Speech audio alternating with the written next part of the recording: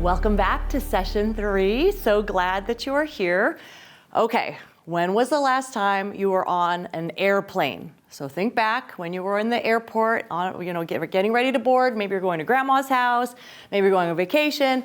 And can you imagine if you're sitting there and you hear over the loudspeaker, today's flight may result in some side effects like anxiety, depression, suicidal ideations, eyesight problems, hearing problems, obesity, now boarding first class, okay? We would be like, excuse me, that is not a plane that I want to get on, and I better take the bus or like take another something. Like, this is not quite right. Like, we would not get on that plane. We are a safety conscious generation of parents. We are the ones that say, like, don't run with scissors, and are you sure? How are you gonna get home today? Like, we're very safety oriented, and yet we are boarding a screen time plane again and again and again with iPads and phones and all these things. So when your child boards the screen time plane, the odds of all those terrible side effects that I just said are going up. Why do I say this? Is there proof of such a thing, or am I just being over dramatic? Well, let's look at these statistics. In 2004 to 2014, depression is going to spike 37% in teens. 37% in a decade. What happens between 2004 and 2014? We get phones and we get social media and we start talking to our phones instead of talking to our friends. So depression is up. 1 out of 5 high school students say they are seriously thinking of committing suicide. So you think of your child and their 4 friends, and one of them is thinking about suicide. Emergency room visits for self-harm, they are up since 2010, 188% in girls and 48% in boys. And then 1 out of 5 teenagers are going to receive treatment for mental health issues. 1 out of 5 is going to get sexually solicited, usually by social media. 1 out of 5 will be obese. Mental illness in college students since 2010 has increased 134%, and ADHD has gone up 72%. So now you're like, oh, Arlene, you're bringing us down with these bad statistics. And yet this is the train that we're going on. And if we wonder, why are our kids so emotionally unhealthy right now? Screen time. Why are kids mentally having so much trouble? The screen time plane, getting on this plane over and over again.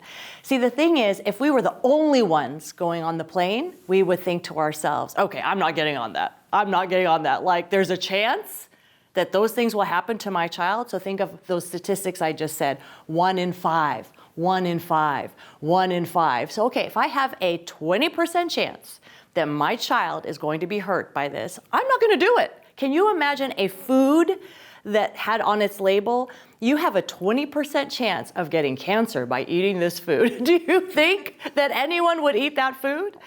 And yet, if your children have a 20% chance of becoming emotionally unhealthy, mentally unstable, all those things because of boarding the screen time plane that we're on, right?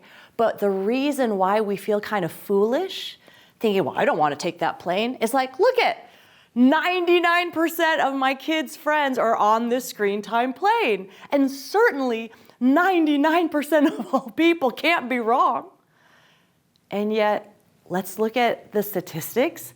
Let's just look around us and you realize, wow, the normal kid today is not emotionally healthy.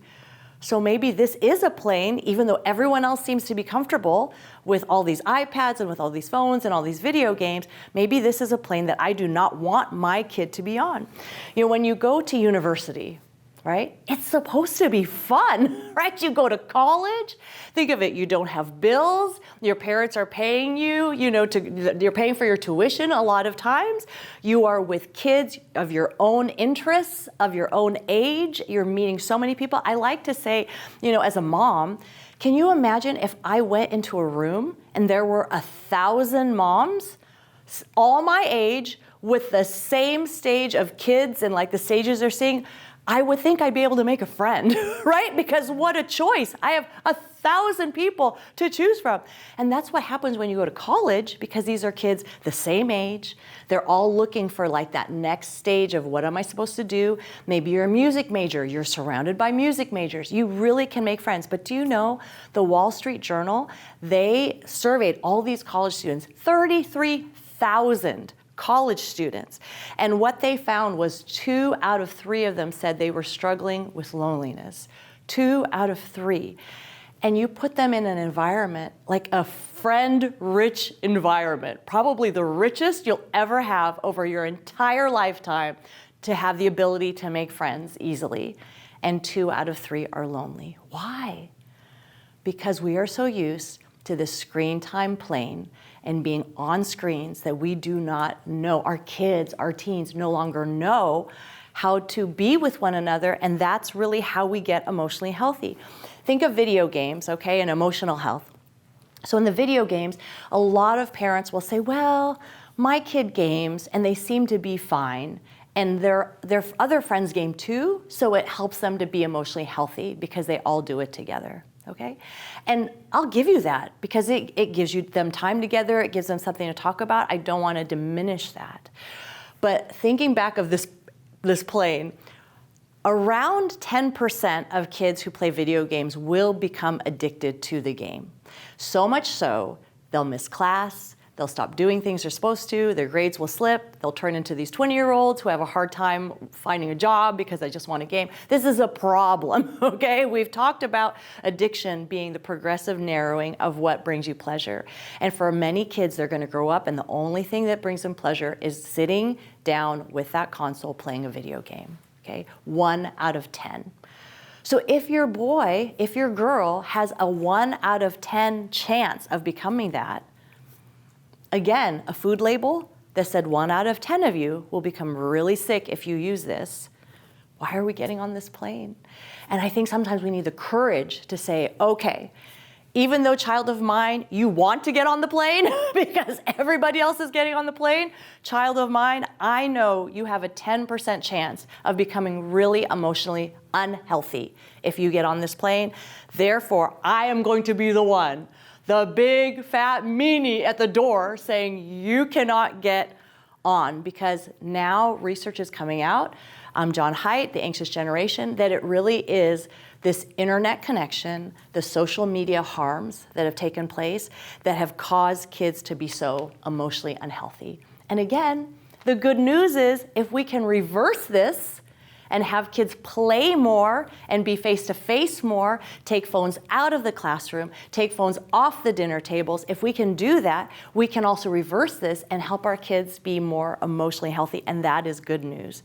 Samuel James, in his book Digital Liturgy, says this: in about 20 years, the internet has gone from a hobby of the few to the routine of the majority.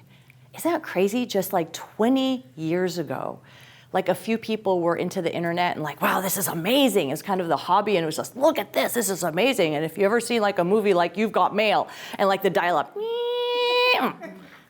you know, it's like, wow, this is amazing. And in just 2 short decades, the whole world is different. And everybody's looking at the phone, and it is now not just a little hobby, it's our routine. We are on that phone all the time. And we're not emotionally healthier for it. There is a wonderful book out by my friend Aaron Lochner, and it is called The Opt-Out Family. And it's this whole idea that, guess what? You can opt out as a family. Guess what? No one is I mean, they are through peer pressure saying you have to get on the plane, but you don't have to. You could say like, sorry, using alternate transportation. It might be harder to walk to grandma's, but we're gonna do it, right? You find a way. When you realize the emotional health of my child is worth it, I will fight for it. I will be inconvenienced to do this, but we're going to do it differently because this is not working. So Erin Lochner, she is the author of this book, Opt-Out Family. So guess what? You can opt out. You can say, you know what? Not gonna take the airplane. We're gonna take the bus. We're gonna take a road trip. It's gonna be more inconvenient perhaps. It might take a little more time for us as parents to do it this way, to not just go with the flow like everyone else. But guess what? You get a much better result when your kids are not on this screen time plane, even though, again, let me emphasize, this is not easier for us. This is harder, but long term, it gets much easier because your kids are so much healthier. So Erin Lochner, she was a social media influencer before there were influencers. She had 1 million followers. She had a show on HGTV with design, and she was just headed to the moon, and she was really in early on in all this. But when she had her first child, she had this epiphany. If I continue in this lifestyle, my child's gonna grow up with a mom who always has a phone in her hand.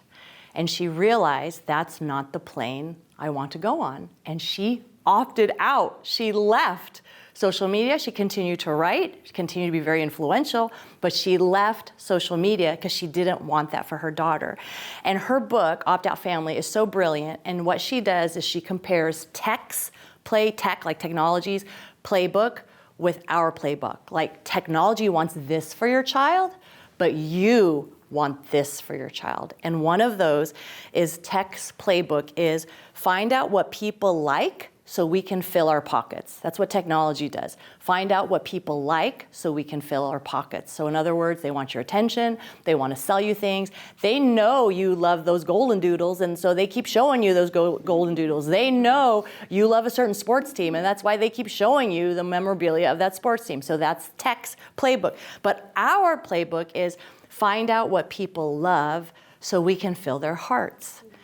And so as a parent, that's our playbook. Let's find out what our kids love so we can fill their hearts. And no wonder kids are so emotionally unhealthy because they are living in an environment where they're just being used to find out what do you like so I can sell you something.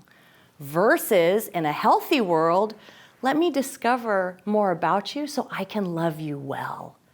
Think of how different that is when you are living face-to-face with someone who loves you that way, or face-to-phone with a phone that's just simply trying to keep your attention. So these algorithms, right? So all the algorithm is they're predicting, they're studying, the algorithm is studying you as a person. What do you click on? What interests you? And then let's personalize what we feed you to engage you. So it's very like they study you and they're making that relationship transactional. And this is what Erin Lochner gives an example of in her book, Opt Out Family. So imagine you're a teenage girl watching a typical dance challenge on social media. The app registers your eyes are distracted by the flat belly of one of the dancers, her toned thighs. In the next video, you're zeroing in on someone's triceps and your heart beats faster. Okay, so your phone knows this. Like if you're wearing a watch, your phone knows like, oh, your heart's beating faster, you kind of like that. Oh, it tracks your eyes, like your eyes went to this part of the phone, so that's what I'm gonna show you more of. I mean, it's kind of crazy. The next video, an influencer in an undisclosed ad for a 3-day detox cleanse and workbook, ebook to guarantee you look amazing for your next TikTok. So these things happen. She's saying this is what happened. Click add to cart. So all that is doing is studying your child. What is your child looking at? How do we feed that more to your child? And how can we sell something to your child? And no wonder kids are emotionally unhealthy because guess what? They're not shown the message, you're just fine as you are, created by God, way to go, everything you need built in there, now go mature, go help someone, go serve someone, and be an emotionally healthy person, right? The most unhealthy person emotionally is a completely self-absorbed person who does everything for themselves, never for someone else. And that's kind of the recipe for misery. Everything for me. And that's what it's teaching us. Everything's for you. And how can we, you're not good enough, so you need to get on this diet. You're not good enough, so you have to wear these clothes. You're not good enough, so you have to look at this, particular music group to be popular with your friends. So to realize, like, wait a minute, this is not emotional health. When a child says to you, please let me have a phone and social media so that I'm not left out, so that my friends will like me, so I'll have friends. So we think as parents, well, let's give this to them Because certainly we don't want our child to be the only one or ostracized and just shunned because you don't have a phone, you know? But think about it. That child thinks that, oh, if I get this phone, I'll belong. They'll like me. But has that been the reality? You give your child a phone and then all of a sudden they're like, yay, I'm so happy all the time because I'm so well liked. No, now they're like, whoa, I had no idea I can't believe she would say that about me. Whoa, they did this thing and they didn't even invite me. Whoa, I posted this thing and they said I was ugly. Like, guess what? Now it's compounded. So the thing that we think will help them be emotionally stable, you know, I have yet to meet someone who says, I gave my child a phone. I gave my child social media like they've been begging for. And now they're so emotionally healthy. They're so happy. They're so strong. They're so content, so at peace. Why didn't I do this sooner? Instead, what I hear is the stories of the mom who was thinking about it, giving their child a phone in 6th grade.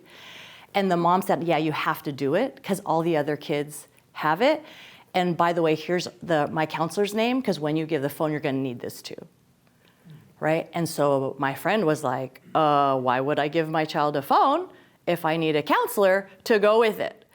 So we need to realize this pressure to like, oh, if your child's going to be emotionally healthy, they're going to need to be in all these things. Show me the proof.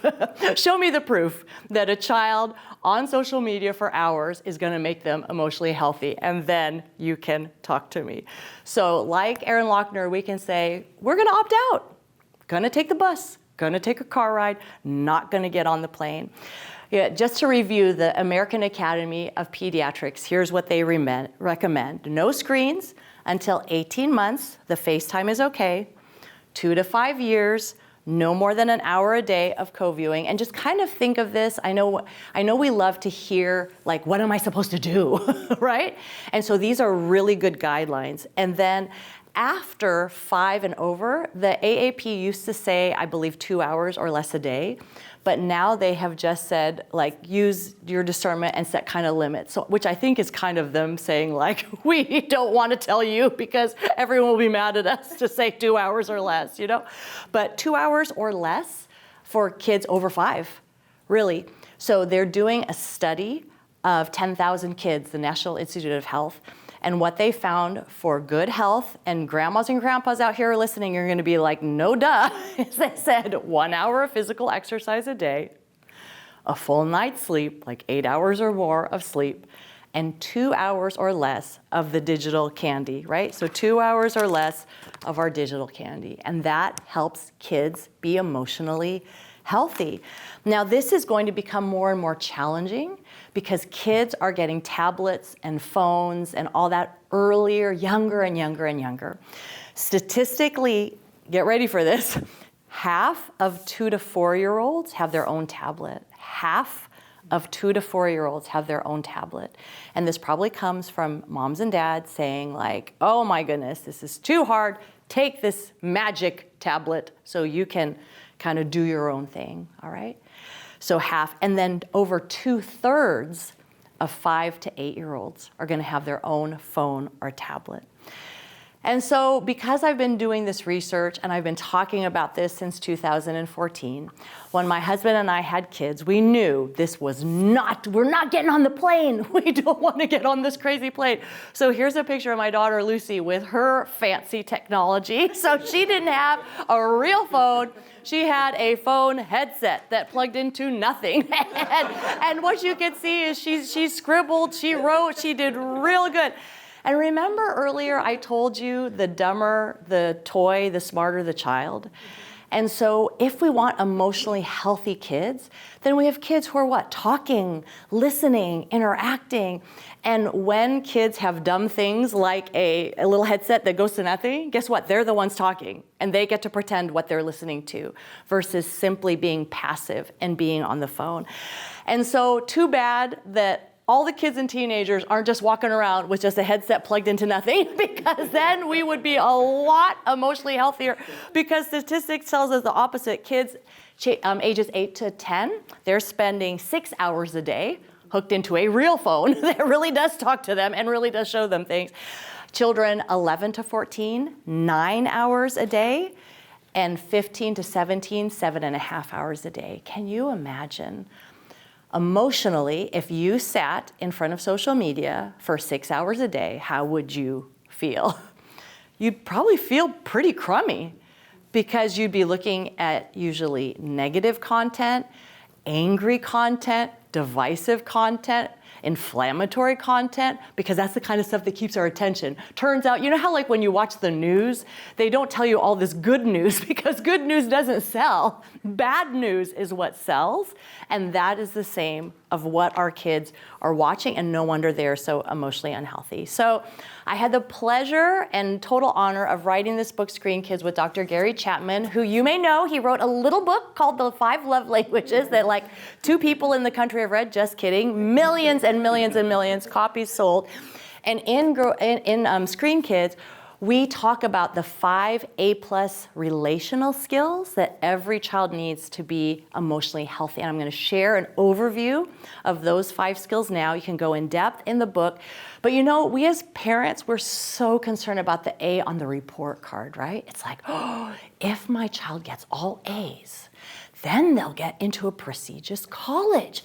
Then they'll make good money, and then they'll be set for life. So this is kind of the culture of what we're told that's the way it goes. But I want to give you this idea. No, no, no. The A's, that's nice. Let them be a good student. Press them to be excellent. Wonderful. But it's the A+ skills that I'm about to, that's what your kid needs. And let me just start with the first one, which is affection, the A+ skill of affection, the A+ skill of being able to give and receive love. Because you can have a brilliant person who's really a jerk and who's gonna live a pretty lame life, you know? So, but a kid that's affectionate, a kid who knows how to be loved and how to love in return will have a life that is far richer, right? Than your Ivy League grad who is a jerk and who has no relationships because they don't know how to show affection. So the skill of affection is so important. So the question as I say these 5 A+ skills is, how does technology impact this skill of affection? So my daughter Lucy, when she was young, she loved hugs. So her love language was hugs and physical affection. So how she felt loved was like, you know, sit on my lap, let's hug. And the reason I knew this is when she was little, 2 years old, she'd come in the room at 6:30 in the morning, huggy, huggy, and that's what she wanted, huggy, huggy. So we know, oh, that's how she feels love, huggy, huggy. Well, if you've got a kid like this, and you introduce technology, when your child is playing a video game or they're watching a video, we as parents aren't like, oh, let's sit right next to them and let's hug them while they're doing the thing, right? Or maybe that beautiful ritual of bedtime and your kid is on your lap and you're reading the book and they feel your arms around them and that's affection. That's physical touch, that's affection. You introduce the iPad and you're like, oh my word, this is magical. Now my kid can sit alone in their room with the iPad. The iPad's reading to them, showing the pictures, and I can go get my work done. This is amazing. But look what we have short-circuited. Look at what we've missed. We've missed a daily opportunity to sit with our kids and show them affection. And of course, as our kids grow up, I get it, you're not putting your junior higher in your lap and like, okay, let me read to you, brown bear, you know, I get that. But having the phone there makes it less likely that you'll sit together, that you'll give the high five, that you'll wrestle, that you'll braid the girl's hair, that you'll do all these things. And so the way we show affection is changed. When a TV is on in the background, something's on and YouTube's going in the background, you are having less conversations with your family. And if your child's love language is words of affirmation, where they hear you say, I saw you on the soccer field. I saw how you did that play and you learned that thing you'd been drilling over and over again and you performed it. Good job, right? Then that child's heart is full of affection because you didn't just say good job, you were really specific with exactly what you did, and that child feels heard and seen and loved. And that's much different than a text that says good job, right? That verbal, all that, face to face, it feels different. And so how can we make sure that affection is happening? So my husband, James, when we were dating, right? So we'd be on these dates. This is kind of gross, but it's not too gross. It's fine. At the end of the date, he'd be like, do you want me to tickle your feet? And I'm like, gross, like why would I ever want you to do that? You've been out, your feet are all sweaty and you're like dating this person? I'm like, no, I don't want to do that. And now years later, right, after you're married, you realize, oh, your love language is touch and you want me to offer to tickle your feet. And that's why you always offer to me to tickle your feet. So, okay, I get it now. And so when you have a phone, and you're distracted with your spouse or with your kids, you don't do these little love things, right? Because you're distracted and you're busy. But when you do the small things to show affection, you tickle the feet, you sit in the lap, you give the words of specific affirmation, that person feels so loved. And how are we emotionally healthy? When we feel loved. And your phone, AI, cannot do that. It cannot replicate what a human being can do in terms of affection. So the first A+ skill is affection. The second A+ skill is appreciation. And this is the ability to be thankful, to feel gratitude, to express gratitude, instead of a kid that's like, well, I don't want that. Well, that sounds boring. Is that the only one you got? I wanted it in red. I mean, who wants to be with a child like this? But if you have a kid that's like, thank you, or, oh, no, I don't need that. It's like, oh, who are you? You know, what child is this? I remember I would take our kids out like just to eat somewhere, right? Simple restaurant, and they would say, thank you, because we taught them. And that's the thing, parents, we got to teach the kids. Oh, and now what do you say? Thank you. Okay, we got to teach this gratitude thing because it doesn't come naturally. So my kids would just look up and say, thank you. And the server would be like, wow, you guys are good parents. And I'd be like, our kid just said, thank you. 2 words, and that makes us good parents? So my friends, we are living where the gratitude bar is really low. And if you can just get your kid to say thank you to their teacher, thank you to their children's pastor, thank you to their server, you'll be like, oh, but that's so sad. It's like a gratitude desert out there because we are entitled, because our phones taught us, well, if I'm bored, I'm going to just watch something else. If I text, someone answers me right away. If I have a question, I ask Alexa and she gives me an answer right away. So you're very impatient. So you have to wait for someone. Why should I wait for that? And they feel entitled. You owe me a phone. Everybody else has a phone. You owe it to me. You owe me this video game. Every single kid in my class has this video game. You owe me. You can be like, I listened to Arlene's session. I don't owe you anything. You know? And it's like the kids who grow up with this, they get everything. Guess what? They don't grow up to be very good people, right?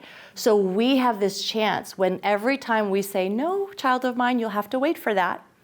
It's teaching them that when they do get the thing, whether it is a phone or a laptop or a game, and they've waited for it, they've earned it perhaps with their own money, then they are more grateful for what they have. And we have to fight against this entitlement culture that's just, it's all about you, and you should always be happy. And if you're not happy, blame it on someone else, because that ingratitude will make for a very unhealthy emotional life. And they've done all these studies. You know, the Bible shows us all over the place, this is the will of God to give thanks. And you see it all throughout the Bible. Give thanks to the Lord, for the Lord is good. Give thanks to the Lord, right? You see that all throughout. We came before you with thanksgiving. So the Bible shows us this is the way to life. Be thankful. And social science, it confirms that. So Dr. Susan Ferguson at the Seattle Children's Research Institute, what they had is they had all these people who were struggling with depression, and they decided let's have one group just be unattended, but with this other group, let's just have them do this small exercise of writing down what they're thankful for. So all they did was write for 20 minutes once a week. So for once a week, for 20 minutes, they either wrote a letter to someone they were thankful to, or they wrote about what they're thankful for. They didn't have to send the letter, but they could if they wanted. And so just for once a week, for 20 minutes, they did this. And they did this for 3 weeks. And what they found, so it's really an hour of time over 3 weeks of simply on purpose being grateful. And they found their depression lessened by a lot, like they were able to measure it, and that they could do the brain scan, and there were different parts of the brain that were being activated for that healthy pleasure, of like, wow, they're looking better, they're looking better.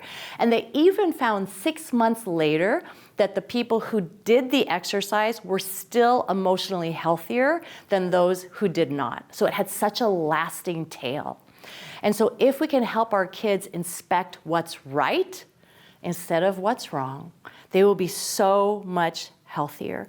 The internet fights this, right? You don't have enough. You don't have enough. You need more. You need more. And the Apostle Paul says, I know what it's like to be full and to be in want. And in all these things, I'm content. And so we need to get our kids off the digital candy so that they can get some more Paul in them, so they can get some more Paul that says, I'm grateful, so appreciation. So you can imagine if you have a child who's affectionate, a child who's appreciative, already you're like, I love this kid. This kid is so easy to be with. I would like 1,000 of these kids in my classroom. I would like 1,000 of these kids to employ, right? And that's what we want our kids to grow to be, the salt and light of the world. Okay, so we've got affection, appreciation, anger management. Now every kid's gonna get mad. You're gonna get mad as a parent. They're gonna get mad as a kid. This is the deal. And what I love, Dr. Chapman talks about good anger versus bad anger, because not all anger is bad, right? Jesus got angry. There are things in this world, injustices, to be angry about. In fact, when I tell you things about the tech and how it's taking your children, you should get angry. You should be like, why is this thing bottomless? Why did you create it that way? Why would you want the dollar, so much that you would sacrifice a generation of children? You should get kind of mad. That's good. And usually that good anger, the way you can tell, right? It's a true injustice has happened and you are mad. Your child, turned in the paper and somebody changed it and someone cheated or something, and your child is saying they should be mad about that. But if your child is just mad because they didn't study and they got a bad grade and they're like, I'm so mad, that teacher, they don't know what they're doing. It's like, no, buddy, you didn't study. So there's also, the bad anger that's just you throwing a fit. You just it didn't go your way, buddy, and you're mad about it. And that's more so with kids, the kind of anger that you're seeing. That anger is gonna come out in their words. They might cuss at you, they might yell at you, it's gonna come out in actions. They slam a door, they kick something, they hit a wall, whatever. So that anger is gonna come out. And so when you as a parent know, okay, this anger is gonna come out, this is not an opportunity to just gloss over. This is an opportunity to really help the character of my child. I talked to an owner of a fast food restaurant, and he said, it's really strange, Arlene, because it used to be that kids would always fight at the tables, right? Brothers and sisters, give me that, they're always fighting, and they used to have to work it out. Apologize to your sister, apologize to your brother. You knocked it over. They used to have it work out, but he's like, they don't do that anymore. When that happens, the parents just whip out all the devices and everybody just goes to their device and everybody just keeps going and that's it. That's how we solve anger by, here, take the device and just do whatever it is that you wanted to do, because I do not want to see this angry blow up thing. And so then we're doing a disservice because we're not teaching ourselves and our kids, well, how do you deal with anger correctly? And I love Dr. Chapman has this thing where you would just finish, I'm angry because, and then that child tells you, okay, child of mine, I know you're real upset right now. Finish this for me. I'm angry because sometimes they don't know why they're angry. And then when they say, I'm angry because, I felt left out or whatever, then it helps you understand what is the sad underneath that mad, and it helps you talk about it. If they're not ready, right? They're not ready to, fine. Go to your room until you're ready. Go run around the block until you're ready. Go in the backyard and just go up and down like the Tasmanian devil until you are ready, But have those kind of and conversations. And a lot of times if you notice, like, wow, my child's really angry when they're on social media for a long time, or my child's really angry when they watch this particular show. My child's super angry when they play this particular game. Take note of that. Maybe you need a little anger chart in your house, that you're charting like, oh, they got really mad on Thursday. What happened on Thursday? And honestly, instead of thinking, our feeling is so much like, I want to avoid that. I want to avoid this angry thing. But instead, lean into it. What's making them angry? What preceded this anger? And how can we talk about it? Maybe the game is too violent, and you need to say like, okay, we're gonna go to a different game and do an experiment and do that. Maybe the game is like their level, it's too advanced for them. So they're frustrated all the time because they can't do as well as the other kids. Okay, let's level down so that we're not. So just become curious. Why are you so angry? And instead of pacifying the anger, deal with it. Talk about it, pray about it, ask God, show me, why is my child so angry? So affection, appreciation, anger management. The fourth is apology. Your child's ability to apologize, because the way we repair relationships is through apology. And we are living in a culture where we do not apologize, ever. We say, it was his fault. It was her fault. I am the victim. And if you didn't say that about me, I wouldn't have had to lash out about this. And it's your fault, not mine. Not on me, bro. Not my problem, right? That's the kind of culture our kids are growing up in, and they don't know how to apologize. So Dr. Chapman talks about his little boy, Derek, when he was 5 years old or something. He broke his cookie, but he wanted a new cookie because his was broken. So he said to his dad, it broke. I need a new cookie, it broke. And Dr. Chapman said, well, Derek, it didn't just break. You broke the cookie. So why don't you tell me that you broke the cookie? I'm sorry, Daddy, I broke the cookie. Can I have another one? Sure, you can have another one, right? It's just this idea that even our kids, when they're very little, can assume the responsibility. I did this bad thing. I am sorry. Will you forgive me? I will try not to do it again, and how can I make it right? Now that's the huge apology. That's where we're trying to get to, that we can make all those steps. That's a proper apology. I'm not brilliant, I learned that from Dr. Chapman. But for a little kid, they can't do all those things, but they can say, I'm sorry. And then when they're older, they can say, I'm sorry, will you forgive me? And then they can get to the point, I'm sorry, will you forgive me? I'll try not to do it again. And then finally, they get to the point, can I make it right? Can I draw you a new picture because I ripped up yours because I was mad at you, So can they apologize? This is such an important skill. Can they apologize? These are some pictures of my daughter Noelle and her friend Catherine, and they've been friends since elementary school. And so they were friends since kindergarten all the way through high school. So when something happens with a friendship, and they're fine, don't worry, they're good. But remember, when you have a high bar of entry in a relationship, so they've had this friendship since kindergarten all the way through high school, then you apologize, you repair things. But when all your relationships are just online, you don't have to apologize, you just leave. You just leave. And what our kids need is long-lasting relationships, just a few, not many, just a few relationships that are long-lasting over time, that get repaired over and over again, because when something goes wrong, you apologize to each other and you continue, and that's what our kids need. And so we have affection, appreciation, anger management, apology, and lastly, the A+ skill of attention. Can your child pay attention to something even when they don't want to? And you can talk to any teacher, it used to be that they'd be like, okay, kids, get in a circle. And guess what? They got in a circle. Imagine that. And today's teacher, how in the world do we get them in a circle? Once I get these guys in a circle, these people leave the circle. And then I get these guys in the circle, and these people leave the circle. It's like, it's not that hard, people, but it's very hard because kids cannot pay attention. Look at the old clips of Mr. Rogers, TV at its finest. And there was Fred Rogers putting on his sweater. Hi, kids. Today, we're gonna learn how paper was made. Have you ever wondered how paper was made? He spoke so slowly. It was just one camera, nothing moved, and he talked to you. And this was the emotional intelligence, right? He talked to the kids about, well, how are you feeling? What do we do with that feeling, right? This is what happens today, right? What do kids watch? Oh my goodness, everything's so fast. It's all colorful and it's blowing up and it's crude humor and it's this and it's that.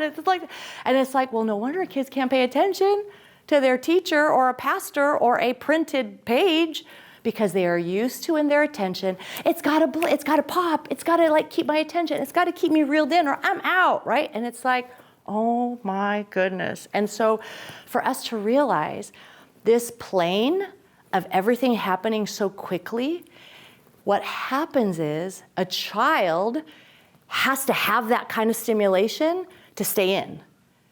And that's not healthy.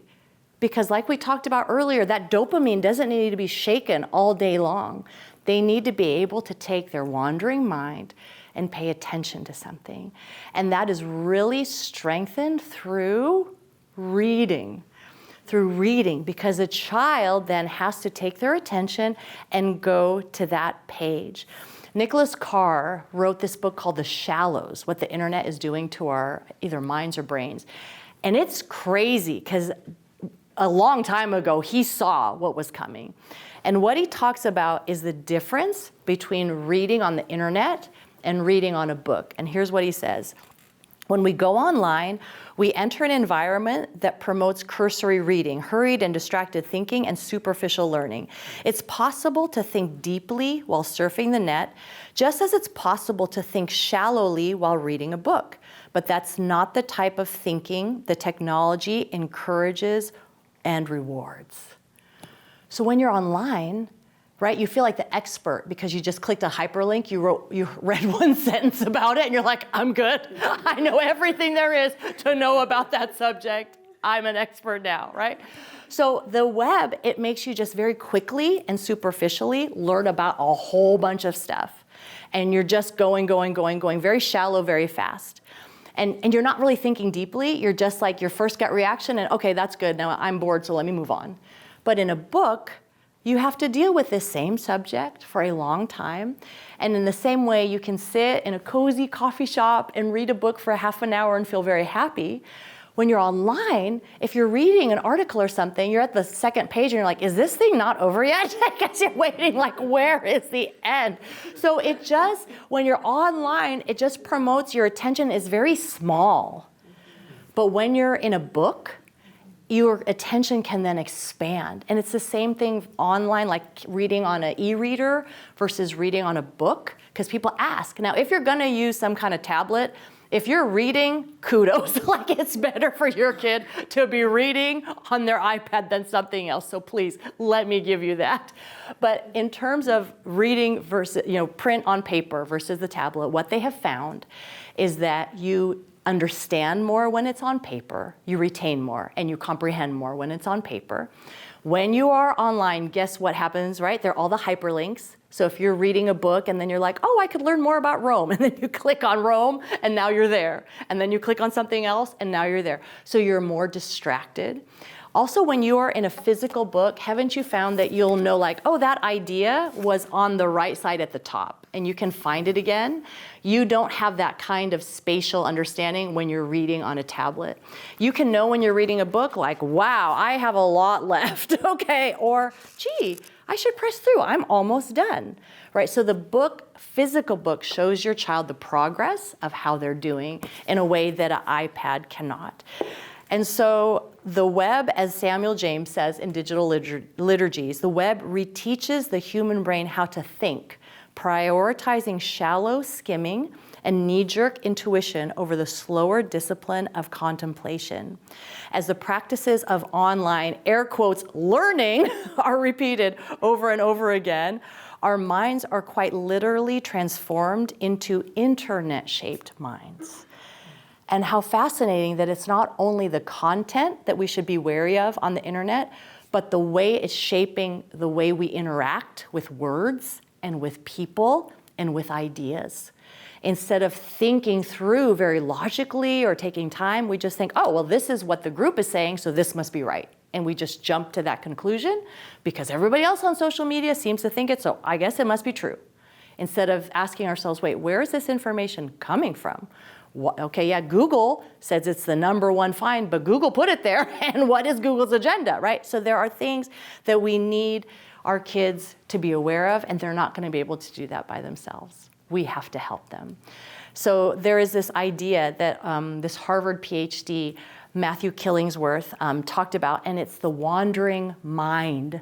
And what that means is while we are here sitting together, our mind is somewhere else. Okay, our mind is wandering somewhere else.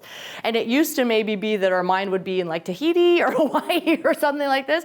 But now what they're finding, they were looking and studying 15,000 people from 80 different countries. And what they found is at any present moment, 47% of the people were thinking about something other than what they were doing. 47% over all these countries. So you're at work, but you're thinking of something else. You're with your family, but you're thinking of something else. You're going shopping, but you're thinking of something else. That we've been trained to be like, well, we're not here. This is boring. Let me go to where I'm going to go next. Because what happens online, we're somewhere like, oh, where can I go next? And our minds are trained to like, it's hard to pay attention in one place. So we've become obsessed with not being in the present, with not being exactly where we are and having the patience and attention to be exactly in that one place. And so for us to realize, oh my goodness, this whole phone thing, it has the ability to shape how my child can pay attention. And so for our children, we had books and not tablets. And so when they went to school, they were like, this teacher is fascinating, right? It's like, this is really interesting because I'm just used to reading a book and now she talks too, so it's like, you are very interesting. Where if your kids are raised on that quick, right, all the time, they're entertained, they're amused, and then they get to their teacher and they're not quite as entertaining and amusing as the cartoons are, it's like, I'm out of here, right? So we want our kids to be able to have this advantage to hold their attention and to read. And guess what? If they can read the Bible. And they can sit with the Bible. And that's a comfortable place for them. Instead of someone who's been raised all in technology, finds the Lord, wants to read the Bible, reads the Bible on their phone, which is okay, but what happens? Then you get distracted, right? You're reading your Bible on your phone, you get a notification, you see something pop up, someone just put your picture somewhere, and you're like, oh, I got it, right? And you're out. Whereas if they're reading a paper Bible, they will stay there. They will keep there. But if they're not strong readers, they're not going to be able to stay there. And so when we think of these 5 A+ skills of affection and appreciation and anger management and apology and attention, can you imagine if you have a child who has all of these things working, they are going to be emotionally healthy. They're going to be able to deal with life. They're going to be able to repair their relationships. They're going to feel rich love. There's in the book Outliers, Malcolm Gladwell talks about like what makes someone really great at something, like what turns someone into a world-class violin player. And he talks about 10,000 hours of practice, that if you put in the practice, you will get that good.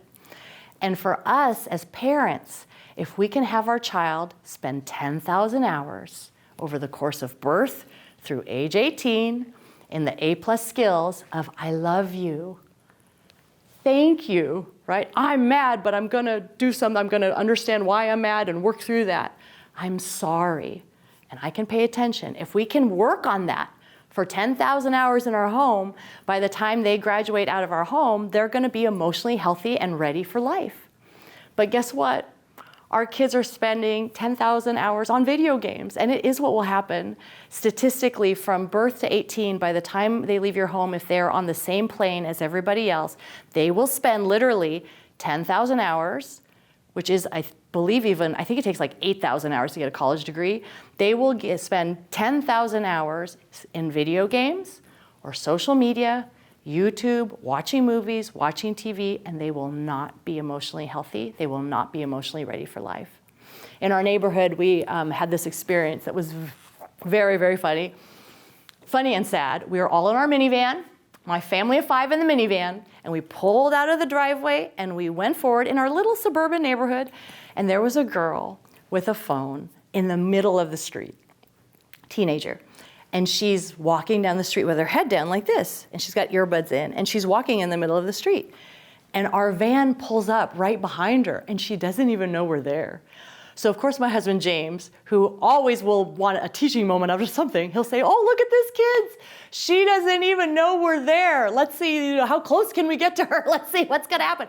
So we literally followed her all the way down our little neighborhood street, and she never knew we were there. And then she went left onto the sidewalk, and we drove away, and she still didn't know we were there. And we just thought, my goodness, did you see that, kids? That was deadly, literally, if we were not paying attention and did not see her, and she was completely unaware of us. And what's happening in our generation is they're so engrossed in technology that they're not even aware that there are these skills to be learned. I could have affection. I could have appreciate. They're not even aware that these things exist. And it's our job as parents to wake our kids up, to help their friends as we can, to say, child, there is so much more to life than walking down the street with your earbuds in, oblivious to everything going on around you in reality, because that is not emotional health. That is living in a la-la land that isn't true. And so bringing our child into reality, helping them with the A+ skills, making them aware of their surroundings, that's how we have emotionally healthy kids. We don't have to get on the plane. We get in the minivan instead.